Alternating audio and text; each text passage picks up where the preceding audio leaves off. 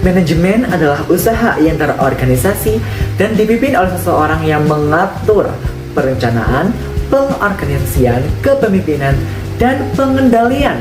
Sebetulnya fungsi-fungsi manajemen ini sudah diterapkan sejak zaman kuno, yaitu sekitar tahun 3000 sebelum Masehi sampai dengan 1776 Masehi. Contohnya adalah pembangunan piramida di Mesir, tempel besar di Cina, dan orang-orang Fenisia yang sudah mengelola gudang, tenaga kerja, serta mencatat biaya dan pendapatan mereka dengan sistem akuntansi. Perkembangan manajemen modern dipengaruhi oleh dua peristiwa besar. Yang pertama, pada tahun 1776, yaitu Adam Smith menerbitkan The Wealth of Nations. Ia memperkenalkan konsep pembagian kerja atau spesialisasi kerja, yaitu dengan membagi tugas-tugas menjadi pekerjaan yang kecil dan berulang. Produktivitas bisa meningkat, pekerja lebih terampil, waktu lebih efisien, dan terciptalah mesin-mesin untuk menggantikan pekerjaan manual. Yang kedua adalah revolusi industri di akhir abad ke-18, yaitu mesin mulai menggantikan tenaga manusia dan produksi lebih efektif dilakukan di pabrik. Karenanya, perubahan besar ini para manajer butuh teori yang lebih formal. Maka pada awal 1900-an, teori manajemen mulai dikembangkan secara ilmiah.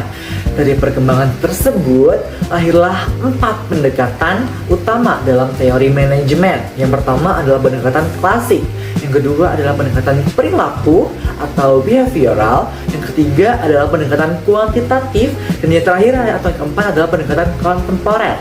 Nah, keempat pendekatan ini muncul dari kebutuhan zaman dan cara pandang para peneliti yang berbeda-beda. Tujuan awal manajemen yaitu pendekatan klasik yang fokus pada rasionalitas dan berusaha menjadikan organisasi dan para pekerja berfungsi dengan efisien. Pendekatan klasik ini ditemukan pada tahun 1911 sampai dengan 1947. Karakter dari pendekatan klasik ini yaitu 1. Sebagai spesialisasi kerja dalam sebuah usaha atau organisasi. 2. Menjadi salah satu sarana motivasi. 3. Memiliki kepemimpinan autokratis. 4. Mempunyai strukturisasi hierarki yang tinggi. Kelebihan dari pendekatan klasik ini yaitu 1. Meningkatkan produktivitas, 2. Meningkatkan finansial, 3. Pengambilan keputusan yang baik, 4. Struktur pekerjaan yang jelas. Nama saya Salma akan menjelaskan tentang pendekatan pelaku. Jadi pendekatan pelaku ini apa ya? Nih, pendekatan perilaku itu awal berkembang di akhir tahun 1700-an hingga 1950-an. Ada 4 tokoh yang mendukung dan memikirkan tentang organisasi behaviors ini. Yang pertama adalah Robert Owen yang peduli tentang kondisi kerja buruh. Kemudian ada Hugo Messerbeck yang menerapkan psikologi dalam pemilihan dan pelatihan karyawan. Kemudian ada Mary Parker Follett yang menekankan etika kelompok dan pendekatan manusiawi. Kemudian yang terakhir adalah Hawthorne yang menyoroti tentang pengaruh faktor sosial terhadap kinerja kerja. Nah, metode pendekatan perilaku ini sampai saat ini hingga kini masih menjadi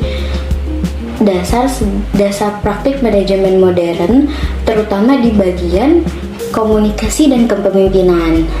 Dari saya, untuk materi selanjutnya akan dijelaskan oleh pemateri selanjutnya. Pendekatan kuantitatif dalam manajemen berkembang pada tahun 1940-an hingga 1950-an. Intinya adalah pendekatan ini memakai teknik-teknik yang berbasis angka dan perhitungan seperti statistika, model optimasi, sistem informasi, dan simulasi komputer untuk membantu pengambilan keputusan. Nah, salah satu hasil penting atau utama dari pendekatan ini adalah konsep manajemen mutu total. Ini adalah filosofi manajemen yang berfokus pada perbaikan terus-menerus dan pada bagaimana memenuhi kebutuhan serta harapan para pelanggannya. Nah, manajemen mutu total ini memiliki beberapa prinsip utama. Yang pertama adalah berfokus pada pelanggan. Yang kedua adalah melakukan perbaikan secara berkelanjutan. Yang ketiga adalah meningkatkan proses. Yang keempat adalah meningkatkan mutu di semua bagian organisasi. Yang kelima adalah menggunakan pengukuran yang akurat. Yang keenam adalah memberdayakan karyawan. Nah, para manajer pada masa kini itu menggunakan pendekatan kualitatif ini karena bisa membantu langsung dalam pengambilan keputusan, terutama dalam perencanaan dan pengendalian. Baik, Hai, perkenalkan nama saya Sabrina Aulia Ramadhani yang akan menjelaskan mengenai pendekatan kontemporer. Seperti apa sih pendekatan kontemporer itu? Pendekatan kontemporer mulai berkembang pada tahun 1960-an dan dibagi menjadi dua, yaitu pendekatan sistem dan pendekatan kontingensi. Yang pertama, pendekatan sistem. Pendekatan ini melihat organisasi dari sebagai satu kesatuan yang terdiri dari bagian-bagian yang saling berkaitan. Ada dua jenis sistem. Yang pertama, sistem tertutup yang tidak berinteraksi dengan lingkungan luar, dan yang kedua adalah sistem terbuka yang justru berinteraksi aktif dengan lingkungannya. Nah, jadi pendekatan sistem ini membantu manajer memahami bahwa setiap keputusan dalam satu bagian organisasi akan mempengaruhi bagian-bagian lainnya. Artinya, organisasi tidak bisa berjalan sendiri tanpa bergantung pada lingkungannya. Dan yang selanjutnya adalah pendekatan kontingensi. Pendekatan ini menekankan bahwa setiap organisasi itu unik dan cara menghadapi situasi dengan cara pengelolaan yang berbeda. Ada 4 variabel utama, yaitu ukuran organisasi, kedua teknologi yang digunakan, ketidakpastian lingkungan, dan perbedaan individu. Kesimpulannya, pendekatan kontingensi menegaskan bahwa tidak ada satu cara manajemen yang berlaku untuk semua. Manajer harus mampu menyesuaikan keputusan dengan kondisi dan situasi yang dihadapi. Manajemen adalah proses terorganisasi yang mencakup perencanaan, pengorganisasian, kepemimpinan, dan pengendalian.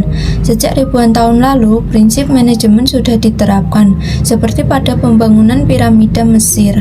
Dua momen penting dalam sejarah manajemen yaitu teori spesialis kerja oleh Adam Smith dan revolusi industri yang mendorong perlunya teori manajemen formal.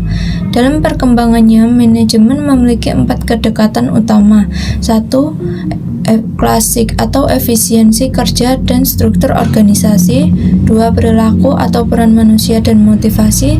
3. Kuantitatif atau penggunaan data dan analisis untuk pengambilan keputusan. 4. Kontemporer atau pendekatan sistem dan kontingensi yang menyesuaikan dengan kondisi organisasi.